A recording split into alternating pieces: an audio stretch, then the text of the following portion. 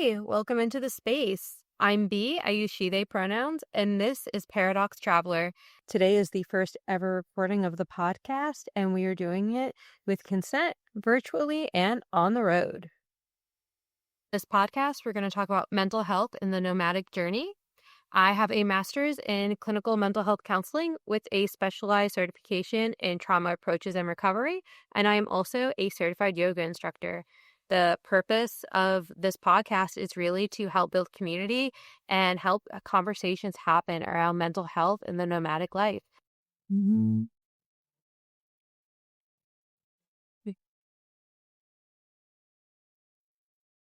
So today on the first ever recording of Paradox Traveler, we have a very special guest. I am going to allow her to introduce herself to you, either anonymously or with as much information as she'd like. So you can go ahead and take it away. Sure. So my name is Lily. I am going to leave it at just that, but I will share a little bit about my current mental status because I feel like that's really important for the version of me that you're going to get today. Um, so I currently am dealing with PTSD. That is from a near-death experience that I had about 16, 17 months ago. So I feel like my view of the world is a little different than it was. Uh, Fast forward, last, whatever, 16 months ago, last April. Um, so yeah, I just want to share that because I don't exactly love my view. I feel like it used to be better, but we're trying to move forward. So, I also deal with OCD, uh, which has its own problems. Yeah. Thank you for introducing yourself, Lily. It's so nice to hear you introduce yourself. It's great to have you here sharing space with me. Yeah, of course, happy to be here. So I know you were actually there at the creation of coming up with kind of like the flow of this space. And I sent you some kind of like questions and topics we really want to hit on in the space together. How do you feel about going ahead and just kind of like jumping right in? Does that feel okay with you? Yes, and I did not, I started to read them and I was like, you know what? It's better to just answer them in the moment. So I'm gonna let you lead here. Yeah, no, I love that. More organic is always better. So let's start at the top. What inspired you to get on the road? What does that experience kind of look like for you? I think it started with a cross country road trip that I did back in 2018. I had a friend who was living in Hawaii and he was having his vehicle shipped back from Hawaii to the States. And it was just an opportunity. He was joking around and he was like, "Hey, you want to come with me?" And I'm like, "Fuck yeah, I do." Um, so I planned this whole trip from California back to New York, and we saw a bunch of things. And I was just kind of finding my place in nature that I was starting to realize how much it did on the positive side for my mental health. Mm, Uh, and when I went on that trip, it was just, I didn't know what the West Coast was like. I didn't know anything other than Long Island and like New England, pretty much. So yeah, that was the beginning of it. And then I was like, I want to do more of this. And then it came down to how do I make it happen? And I started working my ass off, saving money and making as much money as possible to try and make it happen. that's amazing. Yeah. I'm so curious, like, how long did it kind of take for you to get from that point of like, I want to make this happen to really making that definitive kind of action of like, I am going to do this? Um, there were there were definitely levels to I'm gonna do this. I think that once I made the decision, that probably took about a year. And then it was, the limits that come up for you. Like sometimes I'm afraid of the dark. I think you learn that I'm not really fond of wildlife sometimes. So I also, my brain goes to dark places. So it was like, how am I going to cope with sleeping in the middle of the nowhere? And especially if I'm a solo female traveler. Uh, and then I also have my dad. Unfortunately, he's fantastic, but he has a very negative mindset. He loves to throw those horrible scenarios at me. So he was, I don't want to call him a roadblock, but for lack of a better word, he definitely was a big roadblock for me that I had to kind of get around. Because there were so many things kind of coming from his limits for me that Mm. didn't necessarily exist within me.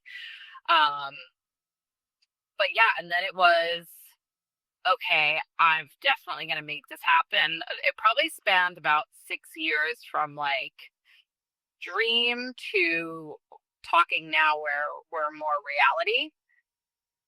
Um, and I think it was just kind of like this headstrong idea. And I was just kind of fighting to make it happen. And there were times where I think after the event, and the PTSD, and maybe even a little bit before that, like I started to lose that sparkle. Mhm. And that's not a little hard. But now that I'm in it and on the road, I am so happy that I'm here. Yeah. Yeah, I like is one of those moments I wish we were in person because I'm just like nodding right now and I'm like, no one can see me, but it's still valid. No, I love that. I'm hearing all of these things, right? Like your personal fears and then like your family's perspective and their projection of the worst case scenarios onto you. And then like the financial end of all of it too, right? Getting on the road can be pricey depending on how you do it. So I'm like hearing all of these things kind of happening at once. Uh, and one of the things you said that I actually really love was you said it was a headstrong idea. And that kind of just sounds like a dream, right? Like a dream is this like headstrong idea that we're like, all right, all of these factors are working against us, but we're still going to make it happen. I remember my dad actually called it a pipe dream, and Mm. I was like, okay. I remember this motivational speech that is like, you can say all you want about it, but like just don't distract me while I make it happen. And that's kind of how it was for me. And as you know, I went the dream van route right from the get-go. That was another thing that my dad was like, what's wrong with you? Not a good idea. Like, buy a really crappy van and go travel for a little bit and then take it from there. But at the time, I had a job that was really paying me well, and it didn't make sense to me. I would have had to leave that job in order to fulfill that dream. So it's like, I'd rather work harder and delay it a little bit and get exactly what I want before I put myself in a position where I might not be able to finance this or even live comfortably, financially comfortably. Yeah.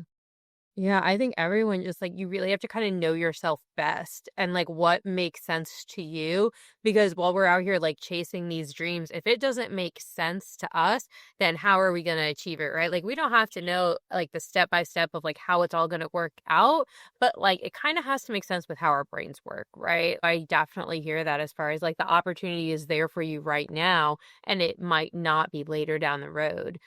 Doing what you can with what you have in the moment is so much of it. For sure. Yeah, actually reminds me of something one of my other nomad friends said to me and they were like, I didn't want the reason I got off the road to be that I was uncomfortable. So like their biggest thing was just like making their space as comfortable as they possibly could.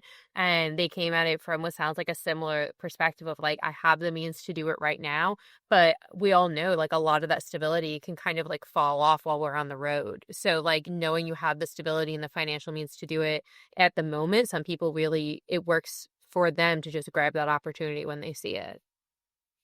Yeah, and I think like a big thing with me is, and especially OCD, is a lot of all or nothing thinking. So it was like I need to make sure that I do this right so that I don't spoil this idea in my mind and feel like I can't do it, or, get myself to a place where I can't go back. So comfortability was definitely a big thing for me. And I think on the flip side of that, it was almost like keeping that drive to get there and to like want to be on the road. That was almost the piece that faltered a little bit because it took so long, and it's not always easy to stay motivated for 6 years. So Yeah, definitely, definitely. And I'm hearing that. I'm like hearing all of these ways that you were an advocate for yourself, right? And you like kept pushing forward, right? With all of these projections from your family, all of the what ifs, like the kind of just back and forth on, is this something I really want to put everything into? And all of those opportunities where you like continue to persevere and make it happen for yourself. for sure. Yeah.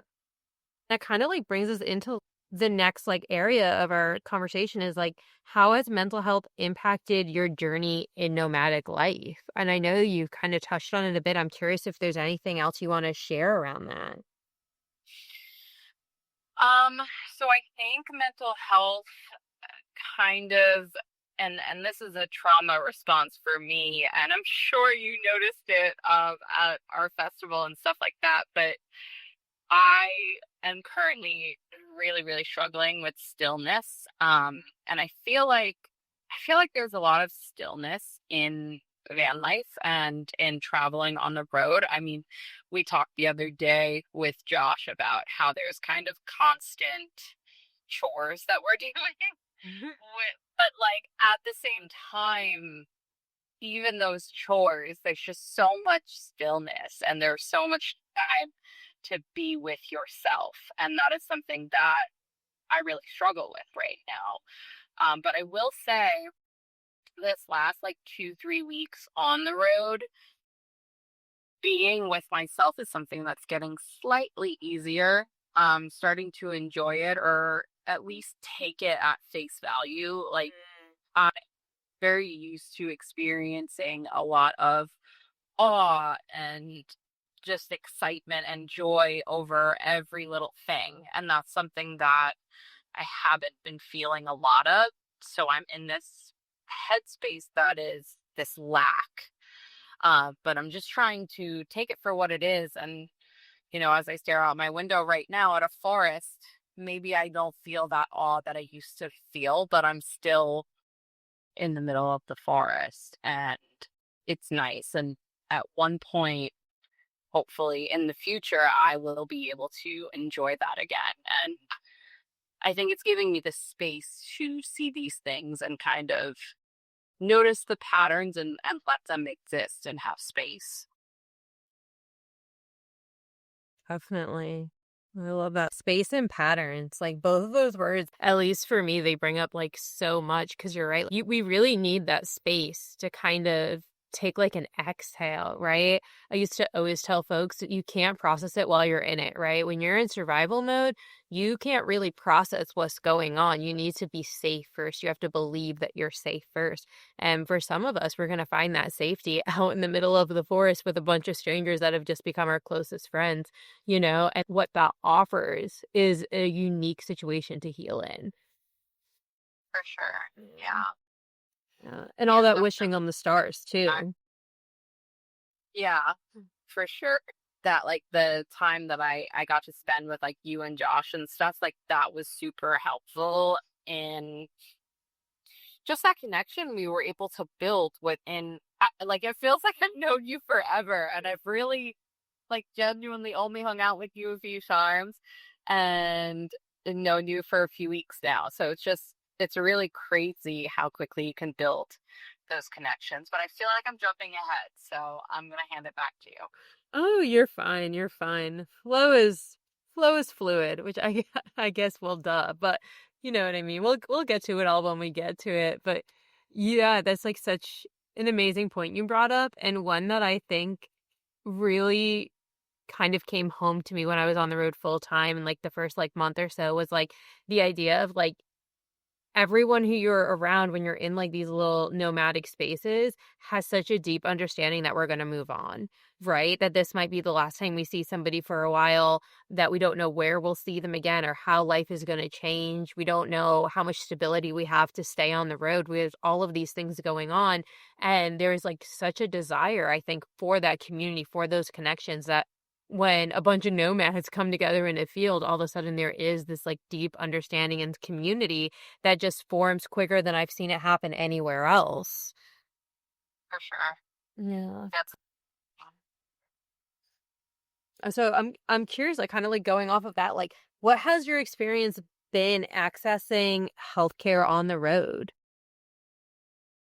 ooh, so healthcare is definitely a big part of my life right now, between mental and physical health. Um, so I will speak on physical first. I actually did not plan to follow you to Maine after Vanta, so I have my medication. I only had enough.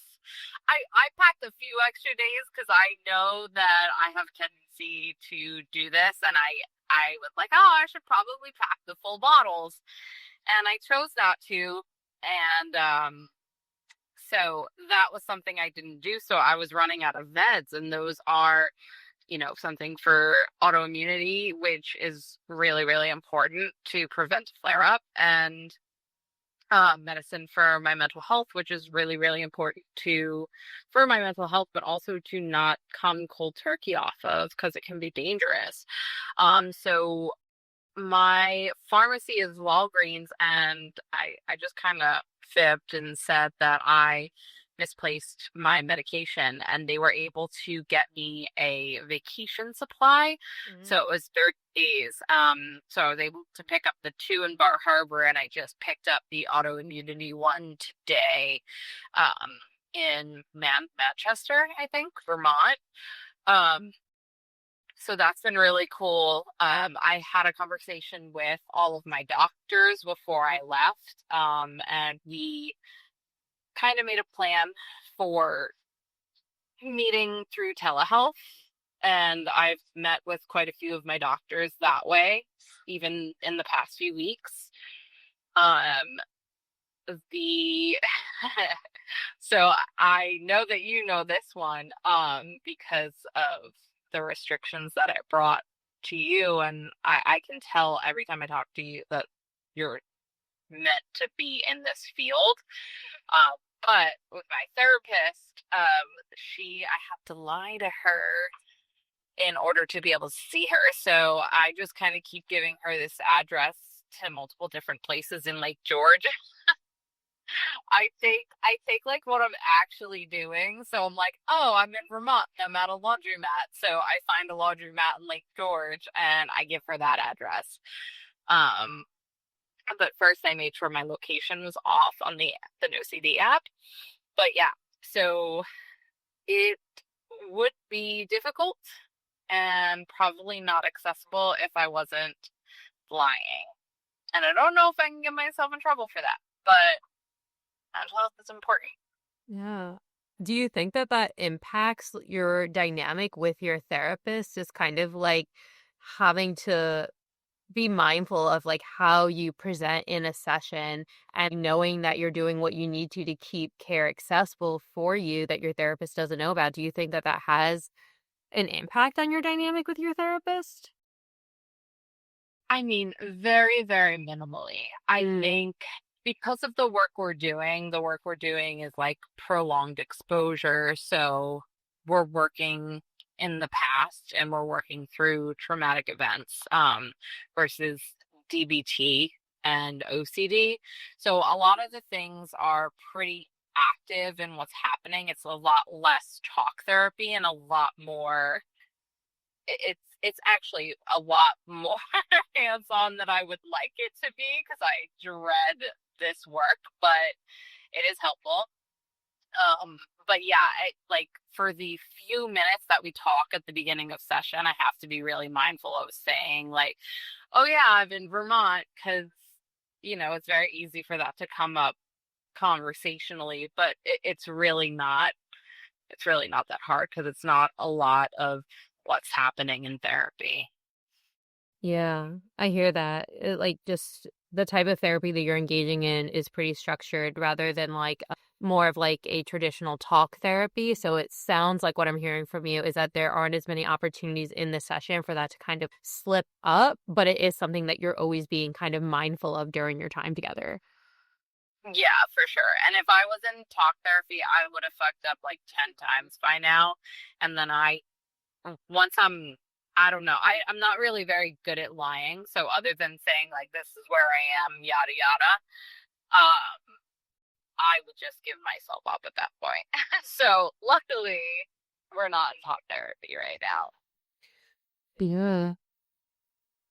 I'm curious if the experience that you've had with therapy while you've been on the road has impacted your perspective in general of how the mental health care system works.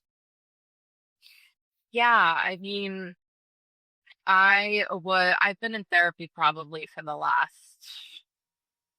10 years or so, pretty consistently. So I was in therapy throughout COVID. Maybe it wasn't 10 years, but at least 6, 7 years. And during COVID, as you know, I think I started with BetterHelp. Um, and while I don't really love their setup, it was allowing me to see people in Florida or any other state. Um, and honestly, if it wasn't for me lying, which I think could potentially hurt my therapist, which I would never want to do. But yeah, if it wasn't for that, I wouldn't have access to mental health therapy, and I think that would be really, really bad. So I think that the way that it's set up is just really skewed and unfair and accessible. Mm, yeah, that's always like a a real a reality I know happens, right? And is always still kind of hard for me to hear, knowing how many amazing folks are in the field and advocating for this change, just knowing that the reality is that the change is so slow compared to the urgent needs of people right now. And, unfortunately, it feels like we're pretty much always behind as a nation when it comes to keeping things accessible. Yeah, and it's frustrating too because I think so many people now are realizing they're trying to break free from this idea of the 9 to 5, or even if they are working in 9 to 5, they're trying to actually live their lives more. And for that to compromise or even totally get in the way of like be a factor that makes you decide that like, hey, I can't live my life because I need help with anxiety, whatever, OCD, ADHD, like that's horrible because those people are already struggling and we know how much nature helps us. So to be limited even further from this idea that like have to be in the same state is so ridiculous. Yeah. Yeah, you can't see me, but I'm nodding because it's something that's so dear to my heart as, a patient and a clinician previously is like seeing it from both angles and still finding ourselves kind of like trapped by policy. And you brought up something I really love and something that's definitely crossed my mind a lot, which is this idea of like nature has so many therapeutic benefits, but so much of healing, the way it's kind of like perceived right now, is it happens with a desk between two people in a closed, quiet room. And obviously that's not always the case, but that is most of the time, I would say, the standard of what this looks like, what this therapeutic healing looks like. And it does take away people's ability to come up with other ways to heal they think might benefit them, right? Especially folks who might be needing higher levels of care, right? They need more support. They need to be in person. They can't leave. The therapist can't leave. And then, that individual might think, oh, I think it'd be really healing for me to go to the beach one day. But now they're choosing between like, can I show up to my therapy appointment or can I go to the beach, right? Which one of these is more therapeutic for me? And is often putting folks in really difficult situations. Yeah, and one of those other things too is like for me, um, I just zoned out for a second, but for me, my no-show, I have to give them 48 hours notice, and I don't show up, that's $100 when typically I my sessions cost me zero. So even like I therapy has to come above all. Like I almost had to oh my God, my brain. I almost had to delay going to Van Fest because I was a minute late to telling her like I'm gonna be in Cape Cod, Massachusetts. I'm not gonna be on Long Island. Luckily they turned around and were able to waive that $100 fee. But like I was like, I'm not gonna pay $100. Worst case scenario, I'm just not gonna go to Van Fest until Friday. Because I can't afford $100 right now. So it's just like these cancellation policies and all of these other things. There's just so many things in the way of making this inaccessible. And when I look at somebody like you, who you went to school for this, like you worked hard for this, and all you want to do is help people, and you are stuck with these confines of like, well, you have to be here in order to practice here, or you need all of these different states in order to be able to see people in different states. It's just wild to me. Like, why are there so many stipulations on just helping other people? Yeah. Yeah, I feel that so deeply in my soul. I truly do. And that's, part of what kind of even brings me into this space here with you is the idea of like with all of those restrictions, how can I still help people? How can I still keep conversations going in a healthy manner? How do we still get the information out to people and build that community? Because it's so healing to have community and to be in nature. But we should not be having to jump through all of these hoops as a society to make things accessible when there are trained professionals out there who do want to help that are being, essentially roadblocked. I think was the road you used earlier, right? Like just being roadblocked by all of these policies and insurance companies making care less accessible. And it kind of brings me back to like loop with what you were just saying earlier about the idea of like the accountability and the fees, right? So when I hear it, I just think about so many different things. The idea that we want people to feel accountable to therapy, right? Because it's important that people go. It's amazing that you're able to like go with a zero copay, but $100 no show, that's insane when you think about what the minimum wage is in this country, how many hours somebody would have to work to essentially pay to not get services, right? That is wild. That is so wild. And then you think about the idea of people who are getting care are just everyday people, right? They have kids, they have laundry to do, they have family members that are ill, their plumbing breaks, all of these things happen. Life just simply happens.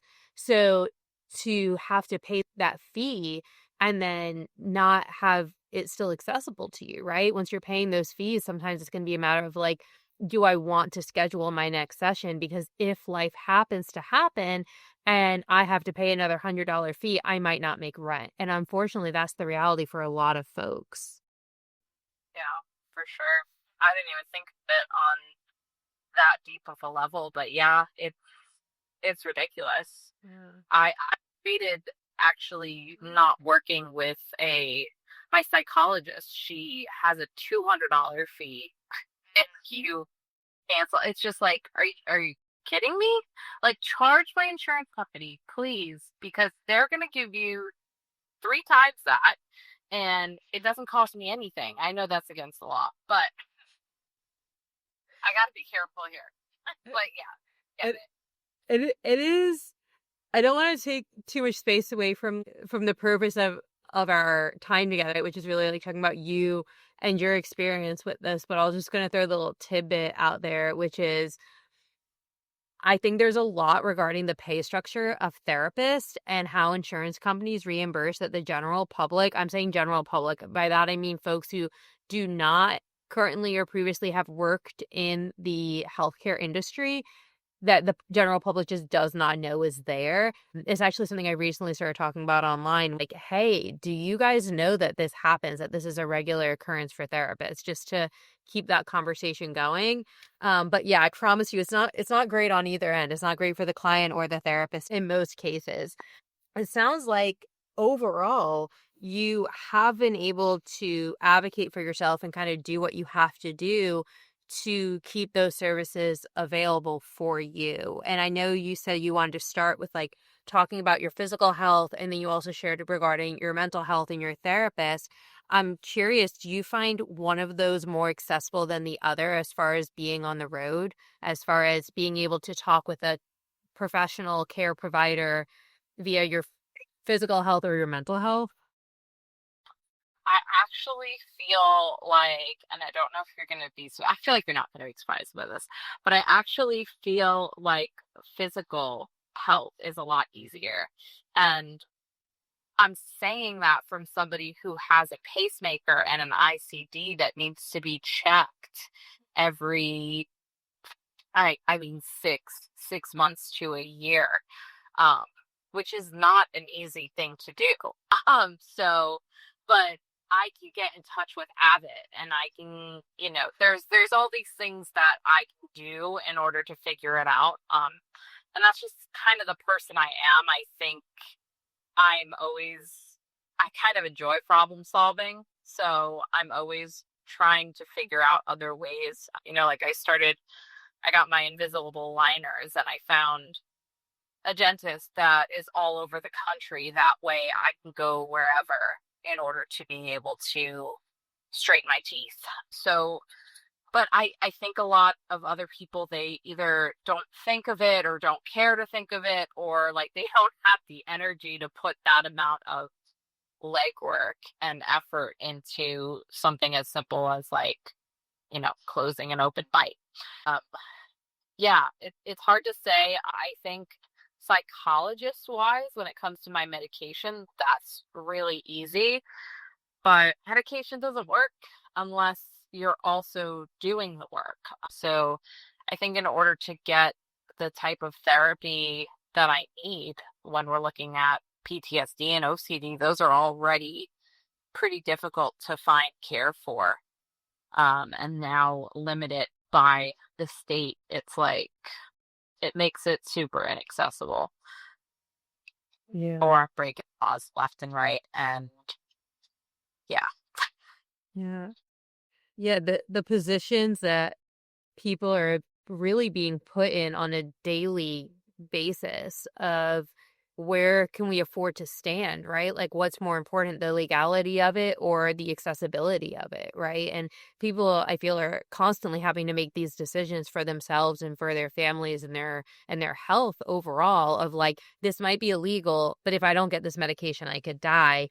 What do we do in the interim? It's really these just inhumane situations that people are being put in because of the way the healthcare system is set up. And it does kind of gear us towards the next thing that we were going to talk about, which is what, if any, effect has a chronic illness had on your mental health or your traveling, if that's something that you want to speak on. Yeah, I feel like I should take those one bite at a time. So I'm actually going to start backwards. On my traveling, I've noticed, I mean, I used to, on my cross country road trip, I drove, we did, I think it was 7 days that we drove across the country, and we stopped at like 7 or 8 national parks, probably more than that. And the last 2 days were only driving. I have always been able to do long drives and stuff like that. Physically, I experience flare ups where I get really, really exhausted and inflamed. So longer drives have been something that's been really, really difficult for me. Um, Not only during the drive, where sometimes I feel like I'm almost gonna fall asleep, or I'm so exhausted that I feel like I'm not super focused. So I've been trying to only drive like an hour and a half at a time, which is just not super ideal. To this kind of life.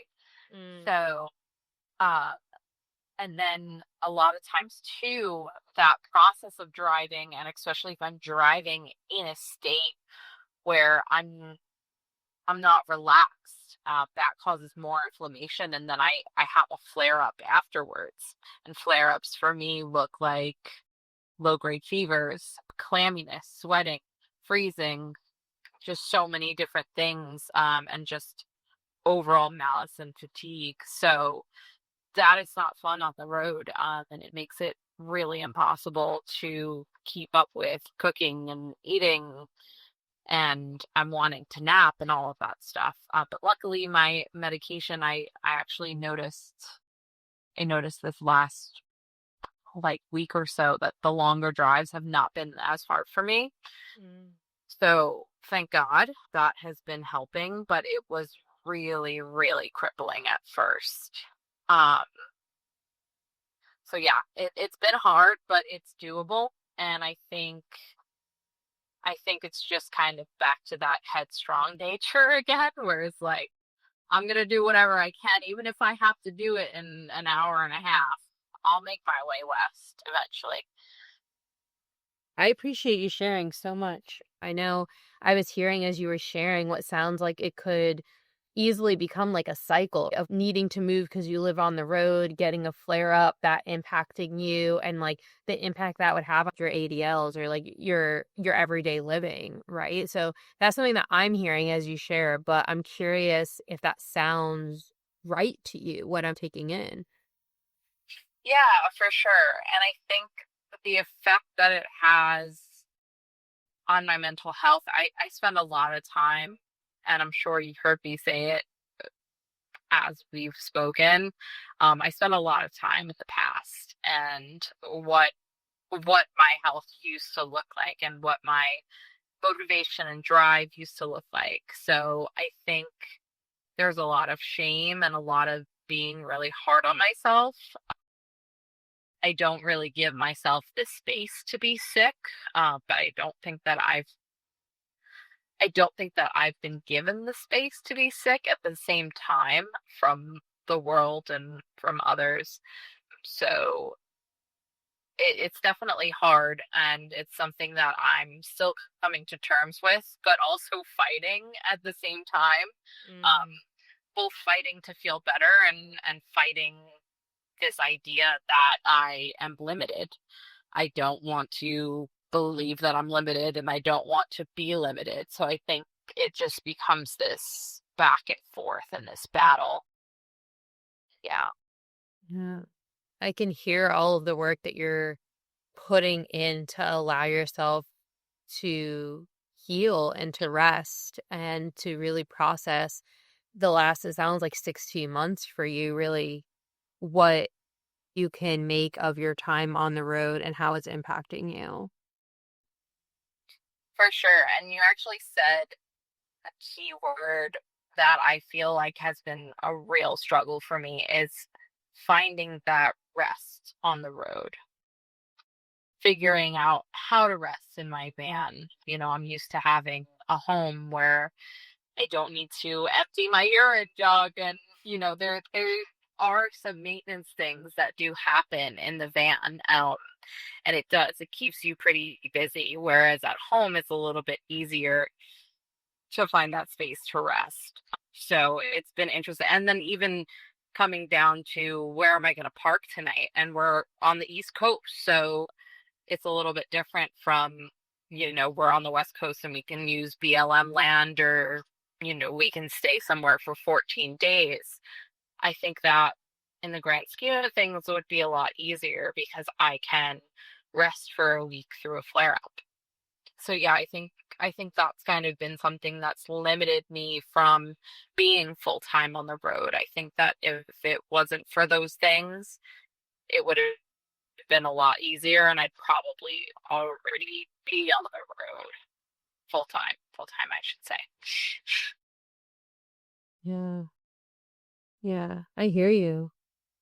I hear you. And you're right about you're right about all of it, right? It's your experience. What I mean by that is it's really relatable when I hear you mention the idea of like all of the chores in the van being obstacle to resting in the space. There's just some luxuries of living in a house that I think people don't really think about in the sense of like their time until they are in a van full time. I know for me this morning, I woke up and I had a whole day of doing nothing planned, which took a lot of healing to get to that point where I'm like, I'm going to rest all day. And my cat got sick in my bedding. And I was like, oh, I'm driving 40 minutes into town. I'm spending all of this money. I'm at the laundromat and now I'm up and I'm moving. And it's like this pressure to keep going once I'm going. I start looking around the van and seeing all these things that have to get done. And then I was just thinking about, if I was in an apartment, I could throw this in a washer machine and just rest again. All of those extra steps wouldn't be there. It's really relatable when you share that because, well, it happened to me this morning, but it happens all the time, right? I think it's something a lot of Yeah, nomads can agree with. that's happened a lot of times since I've met you, unfortunately. But I know. We're gonna have to figure something out. yesterday, Yeah. Then I came out of the laundromat with like everything clean and like still warm from the dryer. And she had gotten sick on my flat sheet. So I pulled that off and I remade the bed. And then this afternoon she started getting sick again. And I picked her up and I just held her over the kitchen sink until she was done. I didn't know what to do. I was like, we cannot keep going to the laundromat. I don't I don't know what her deal is, but we should do a whole podcast just on that. Just like the health of our animals on the road. yeah, for sure. What about like a wee wee pad? Like, can you put like a wee wee pad or like some kind of plastic sheet down when you leave? I could. I've thought about it. I do have a sheet I was gonna just put on when I like leave the van just in case. But then I was thinking about it and I'm like, the van is so small. Where would I put that sheet if she does get sick on it? Like I could just as easily take off the blanket and use my backup blanket. So like the sheet would be easier, but my thought is either way I'd have to go to a laundromat pretty quickly. So What about like stopping at a dollar store and getting like a really crappy plastic like tablecloth? honestly, I Something might. crap. We're gonna see how it progresses because this was a problem a couple of weeks ago too. And I ended up going to Martin's, which shout out to Martin's in Maine, and I got like a whole bamboo mattress cover and all of these things and brand new sheets. And I was like, all right, I have 2 sets of sheets because when I first got on the road, I only had 1 set of sheets. I was like, I'm a minimalist now. I don't have room for 2 sets of sheets. Who, my advice to nomads, have 2 sets of sheets, honestly, because there's nothing worse than something happening and having to spend hours in the laundromat and then come back and then make your bed again. Like, I promise it's worth the space. Just buy 2 sets of sheets. That's my advice to the masses, which makes me wonder, what's one piece of advice around mental health that you received that's had a positive impact on your journey? Ooh, this is one that has stuck with me forever, and it's one that not everybody loves to hear, but it is super accurate. I'm trying to think of the exact wording of it. We have to recognize the role we play in our own suffering. Mm. Mm. Yeah, one of my therapists said that to me once, and I was like, oh, fuck. Yeah. It's a difficult thing to do. So I hope you're giving yourself some grace while you work through it because that is one to process. For sure, for sure. But it's one that we all need to hear. Um, yeah, it's crazy. We do all of this in our head, and we catastrophize. And a lot of times, the issues that we're having, a lot of times, not all the time, are really constructed in our head. Mm. Yeah.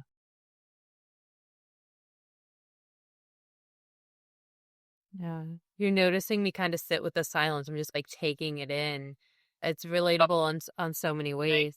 the silence. That's why I vocalized it. Not everyone loves sitting in silence. So when I realize I'm in silence, I try to verbalize it for folks. Which, switching gears just a little bit, I'm curious how you go about navigating your connection with yourself and with others in your nomadic life with your mental health. What does that kind of look like for you? Um, let's see. Well, I am a recovering people pleaser. I think I will always be in recovery. So I think I being alone these past like few weeks has been really helpful because I'm able to have that time and space to recognize what it is that I want as long as I'm open to it without that pressure of like what other people want. Mm. And I think that that has been really, really helpful. Even like a few requests and stuff that I've gotten, I have more space to be like, oh, is that really what I want to be doing right now? If it's not, I will just be honest about it. So I think that's definitely something that has helped, but I feel like I missed the mark on that question. There was no mark to hit. Everything you said is valid and there's space for it. We're not looking for anything in particular here. We're just sharing space. Yeah. S- If there's anything else you want to add on to anything that we've kind of like talked on a little bit, I want to make sure that there's space for you to do that towards the end. But I did have one other thing kind of written down. If you're up for it, going over that one before we open up the space. Yeah. All right. What is one thing you wish you could share with other travelers? Oh, that's a good question. Um,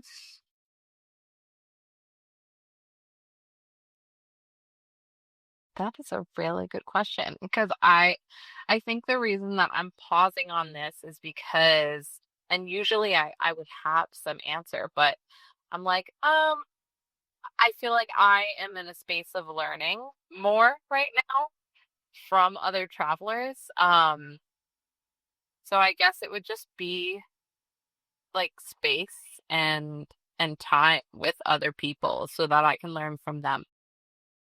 Mm. Um, Even just spending time with you, like the past the past few days. I learned to have an apple. Yeah, you got to keep those on hand. Like God forbid, before I blew a fuse trying to cook too many things at once, and I'm like, crap, what am I gonna do? And I was like, oh, I have tuna fish. So I think there's so many things that I learned over the past week just from hanging out with you is like make sure you have non-perishable foods so that you can sustain yourself, God forbid. Same thing for my dog. Make sure I have extra food for him. I need to make sure I'm carrying extra fuses. I need to learn how to change a tire. It's just all of these things that could go wrong, and they will go wrong. So Mm. I need to prepare for them. Yeah, be as prepared as we can, and that acknowledgement of you can be as prepared as you possibly think you can, and on the road, the universe will still throw you a curveball, right? That's how it goes. So there's always that like balancing act of I need to be prepared for so many things, and also I need to just kind of let it go and let it flow because that's just the nature of the road. Yeah. So funny you said that. I really did. I had a tuna fish sandwich on toast today with an apple because I make toast now. So, I love that. but yeah, and all of those things, right? I'm hearing you share. It sounds like the one thing that, and correct me if I'm wrong, but the one thing you wish you could share with other travelers is space with other travelers, just those experiences. For sure. Yeah, that's I think community and knowing what this community was one of my biggest motivating factors in getting on the road. I don't know that I would be out here if it wasn't for that piece. I think that the drive still would have been there, but I am so in love with the community and just the way that they think and how easy it is to connect with people. So yeah, I think community is was the biggest motivating factor for me in van life. Yeah. Yeah, that's something I I feel really deeply. That was definitely what got me on the road full time, was I went to a van life pride event and it was amazing and I ended up caravanning with folks for way longer than I planned to and I was like, I'm paying rent in the city right now for what I've never felt so complete as I do right now with this community of people who were complete strangers, 72 hours ago.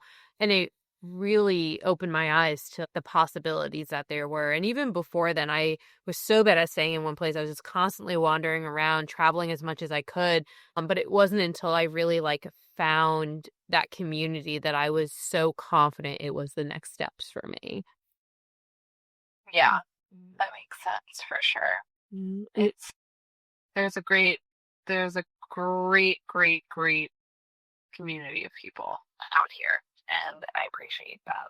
yeah. Something you said actually reminded me of advice that I got during my build, which was always have two ways to do the essentials. Thinking Yeah, about you blowing that fuse, right? You got to have the two ways. So having tuna and an apple is great because you can still eat.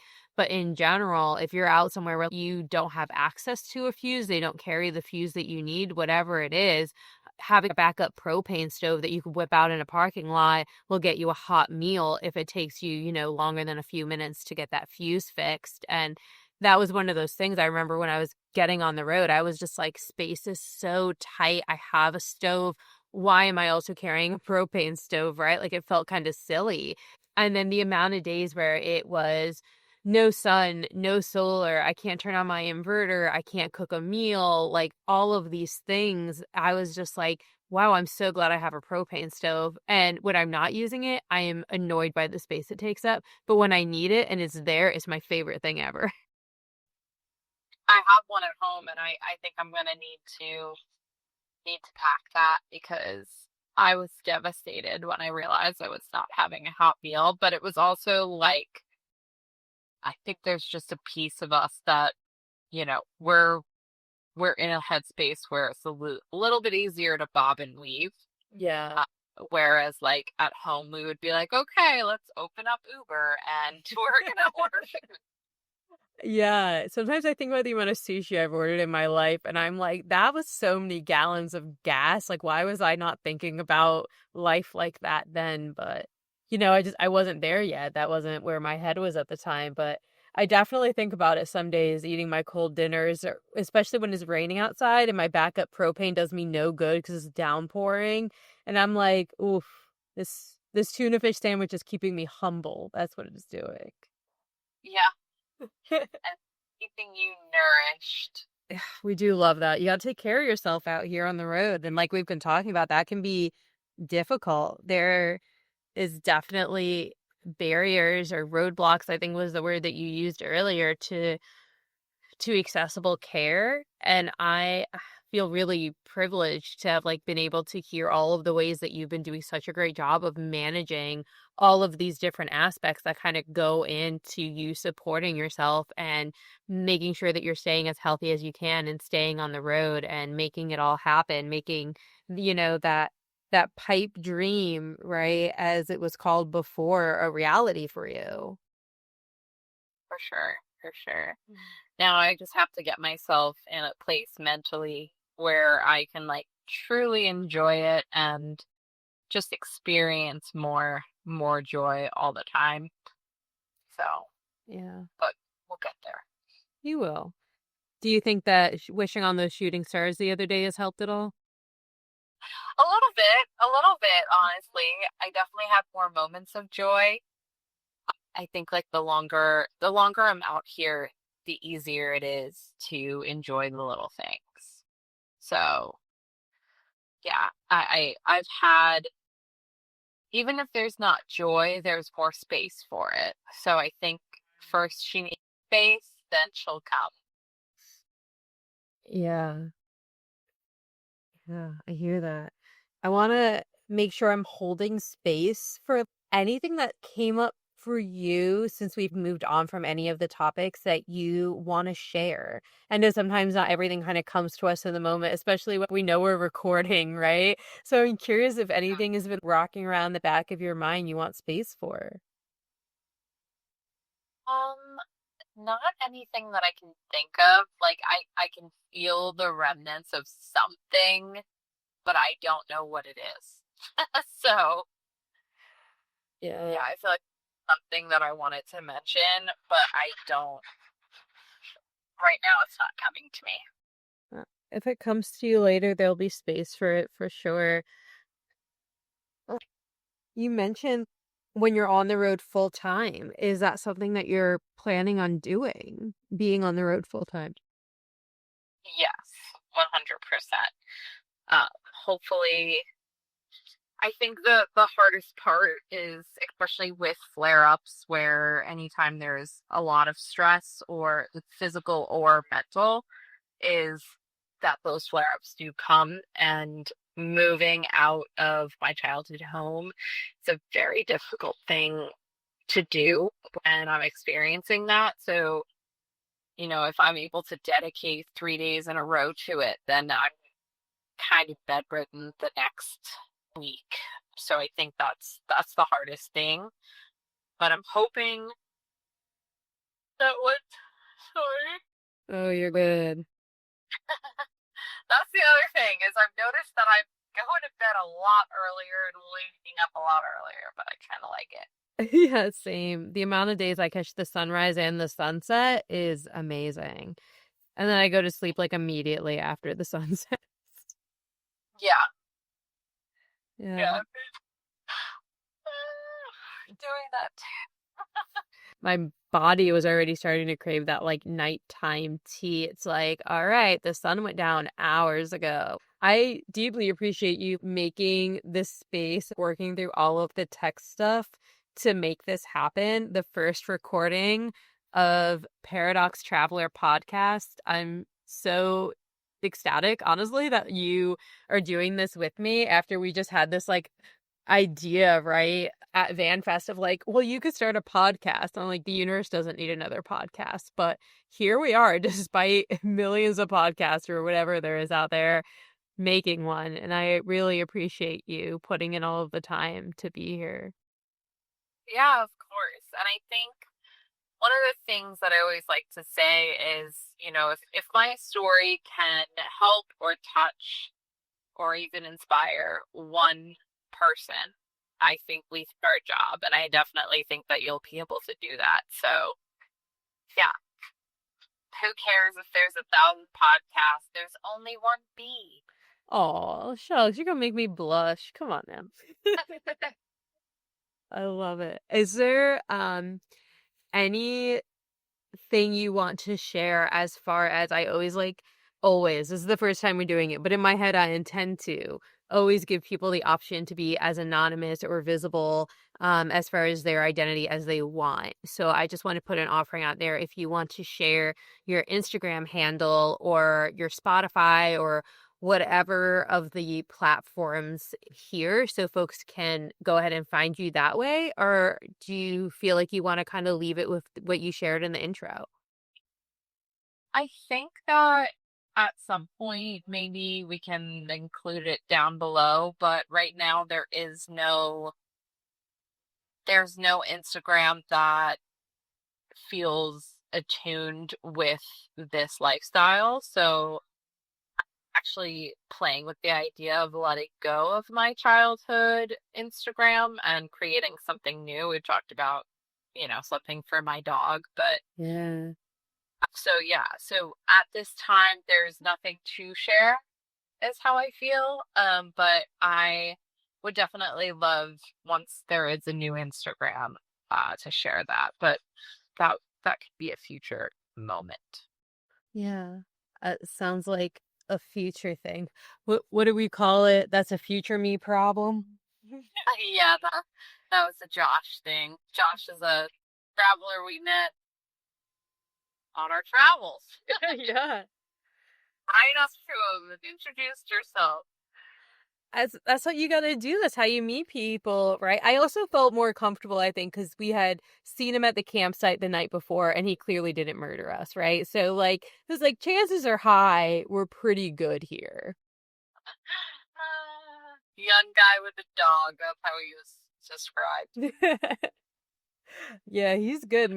Me and him have been talking. We were talking about like ethical ways to like dump gray water this morning, I think. And it's just like so great the conversations that you have with folks on the road. I always love how quickly conversations can go from like deep existential thoughts to so how do you manage your poop in like a half a Yeah. second?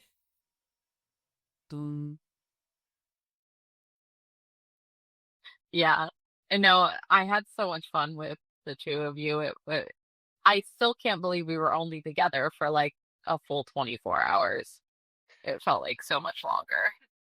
Was there anything you want to share while the recording is still happening? Um, if you're thinking about doing this, just do it. It's worth it. And you could figure it out along the way. And I think that's really all I want to say. Like there's always a way to figure something out, no matter how many people tell you you can't do it, no matter how much you believe you can't do it. Just try. Mhm. Yeah. That's great advice. Thank you so much for taking the space and the time today. I'm going to go ahead and close this out.